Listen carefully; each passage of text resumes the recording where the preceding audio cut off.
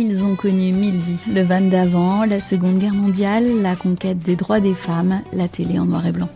Ils ont une voix, une énergie, un regard sur le monde d'aujourd'hui. Bienvenue dans la saison 2 de Je me souviens d'un temps, podcast de la ville de Vannes qui donne la parole aux aînés vanntais, âgés de 90 ans et plus.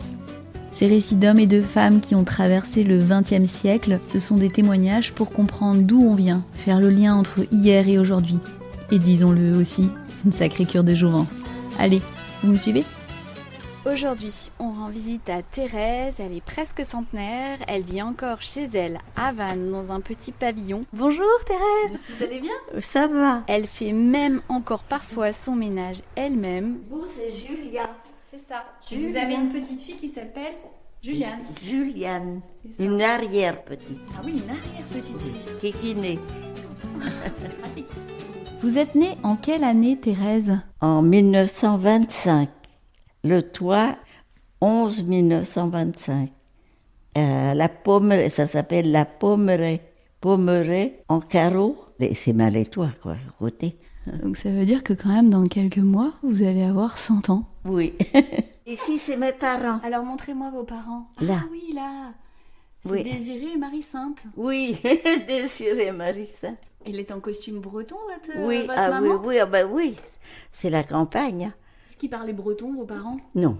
Ah non, Ah non, non. pas Pas du toi, pas toi. Ah, pas toi. On a eu la chance d'avoir de très superbes parents, par contre, mais on n'était pas riches, quoi. Des petits cultivateurs vraiment pas aisés. Ils avaient fait faillite, si on veut. Ils avaient emprunté, mais comme rien ne marchait, quand il y avait eu la dissolution là, du franc, dans ces années-là, avait fallu rendre cet emprunt. Vous êtes dans cette maison depuis combien de temps ? Ça va faire 30 ans au mois de novembre. Alors ici, c'est ma chambre. Vous m'avez dit que vous faisiez le ménage quand même encore ? Ah oui, oh oui, oui. Une personne qui vient une fois par semaine, ça suffit pas quand même de faire du ménage. Est-ce qu'il y a des souvenirs qui vous ont marqué à l'école ? Pour se rendre en classe, hein, on allait en sabot de bois à l'époque. En sabot de bois. On avait au moins 3,5 km à faire. Le midi, on emportait notre petit sandwich. On faisait beaucoup de kilomètres à pied, nous. Maintenant, on fait de la marche aussi, mais c'était pas la même chose. Ça. Et on n'avait même pas de manteau à notre époque. Maman nous tricotait des vêtements. Quand il pleuvait, on n'avait pas d'imperméable pour la pluie. Hein. On restait comme ça toute la journée si on était mouillé. Et moi qui étais fragile, je ne cessais d'attraper des bronchites quand j'étais enfant, parce que j'étais pas d'une nature très forte. Ça a bien changé, est-ce que vous êtes comme bientôt centenaire ? Et pour le dimanche, on avait des chaussures quand même, mais les semelles étaient en bois, si on veut. Mais c'était précieux, fallait pas surtout pas les abîmer, pas les salir. Et qui c'est qui fait votre jardin ? Je l'ai fait jusqu'à... Non, vous faisiez votre jardin ? Oui, pas là, mais tout le pignon, là, je l'ai fait. Ça m'arrive encore de passer la tondeuse. Non, c'est pas vrai. Mais Faut les j'aime pas quand j'aime ça. Mon enfance, j'ai été en classe jusqu'à 13 ans et demi seulement. Il fallait aller travailler, vous savez. J'allais chez les gens, à la ferme, travailler dans les fermes. J'ai travaillé jusqu'à 20 ans en ferme. Vous savez, c'était beaucoup de jeunes quittaient l'école, là. Hein. C'était en 1938 ? Oui. Avant la guerre, juste un peu avant la guerre, là, quoi. J'ai eu mes 3 enfants, mais en plus de ça, j'ai eu un neveu pendant presque 5 ans. Je l'ai eu à la sortie de la maternité, le fils de ma sœur. Elle n'était pas mariée, le jeune homme ne voulait pas se marier, alors donc à l'époque on veut... c'est quelqu'un qui ne m'a pas oublié. Il me dit, tu es ma deuxième maman. Vous aviez 14 ans quand la Seconde Guerre mondiale a démarré. Est-ce que vous en gardez des souvenirs, des odeurs, des... Oh oui, surtout l'histoire des Allemands, là. J'avais une peur. Sur le pont de Malétois, là, j'avais été obligée d'aller voir un dentiste. C'était avec le cheval, la petite voiture, là. Un voisin qui m'avait envoyé. Les Allemands, il y avait un de chaque côté qui demandait les cartes d'identité, enfin, papiers, comme ils étaient là. J'avais la mienne tout de suite en main, et le monsieur qui me conduisait, là, il l'avait chez lui, sur lui, mais il n'arrivait pas à la trouver. Oh, il lui mettait le canon de fusil sur lui, comme ça, là. Et j'étais à côté, comme ça. Oh, j'avais peur, hein. Ça m'est resté, que je passe sur le pont de Malétoile, ça me revient, ces choses-là. Oh ben, on a été privés quand même, hein, malgré qu'on se débrouillait, hein, rien que pour les repas. On avait le droit à tant de grammes de pain, tant de grammes de sucre. Le café, il n'y en avait déjà plus. Mon papa allait en pleine nuit avec une autre voisin, ils allaient chercher de la farine. C'était au risque de leur vie. S'ils auraient été arrêtés par les Allemands où ils allaient, ils auraient été envoyés à la commandature. On vous appelle donc la mamie du train. C'est à cause que pour distinguer les autres mamies, parce qu'il y a eu un moment, on était 4 mamies ensemble. Et donc, parce que là, en fait, pour nos auditeurs, vous avez votre petit jardin, oui. Et il y a la voie ferrée juste oui. En spectacle, en fait. Oui, il y a le train. Ah, on entend bien quand même. Ça nous a jamais gênés, le train. Vous n'avez pas une réduction avec la SNCF? Il faudrait que je leur demande. À la Libération, comment ça s'est passé du côté où vous étiez, vous? On était contents, on dansait, on était heureux comme tout.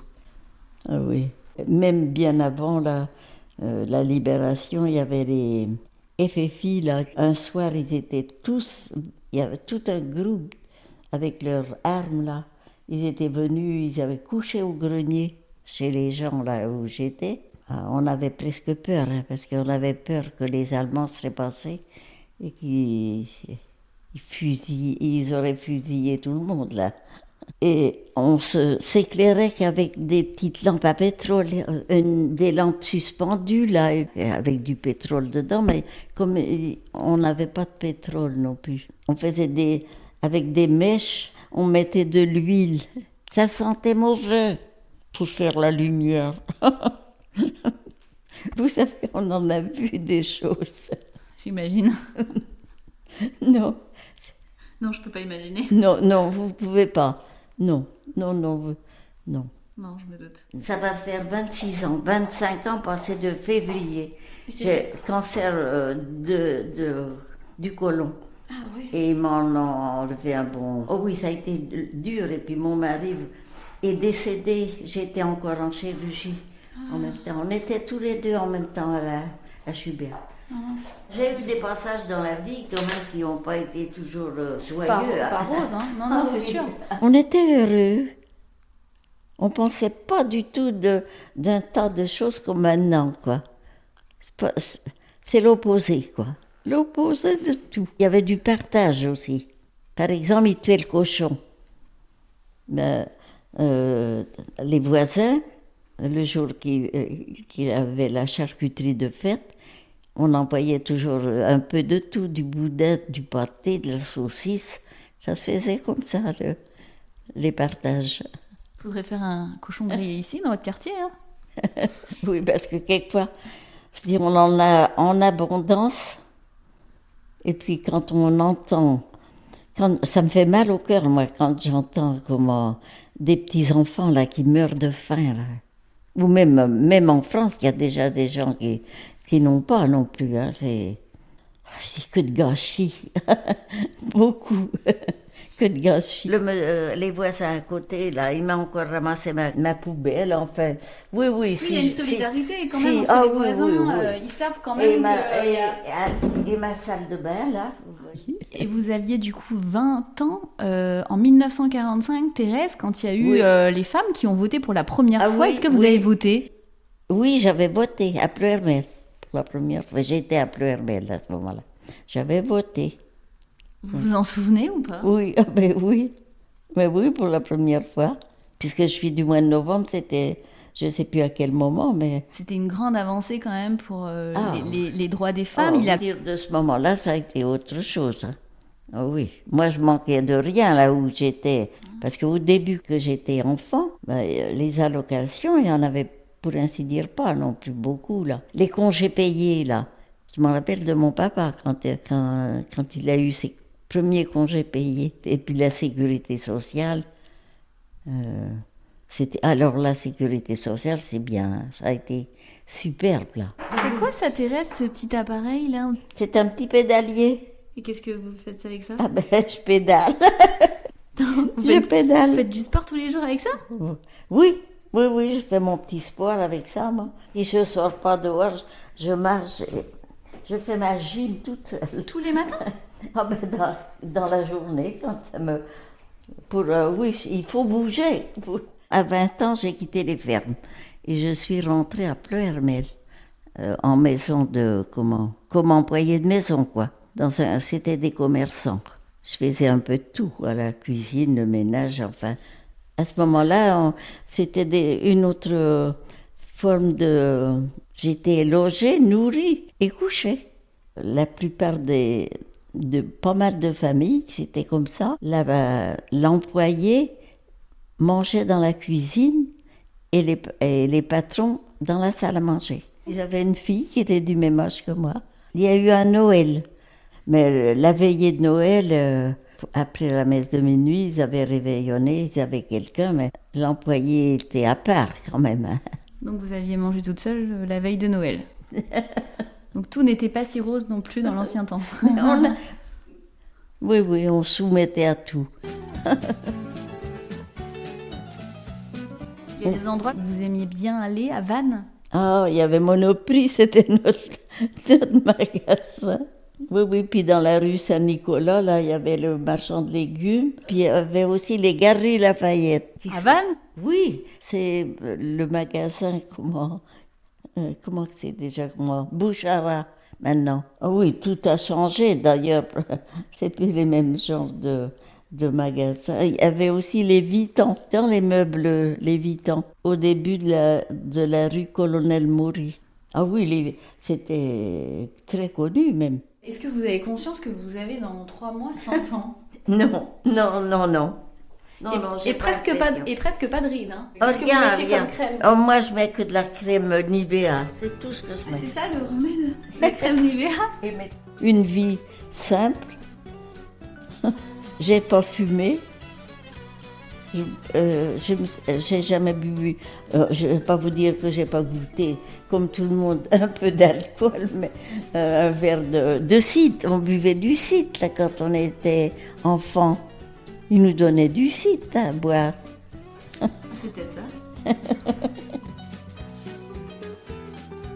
On se retrouve le mois prochain pour un nouvel épisode de Je me souviens d'un temps, podcast de la ville de Vannes. Et si votre grand-père ou votre grand-mère souhaite prendre le micro, n'hésitez pas à nous le faire savoir.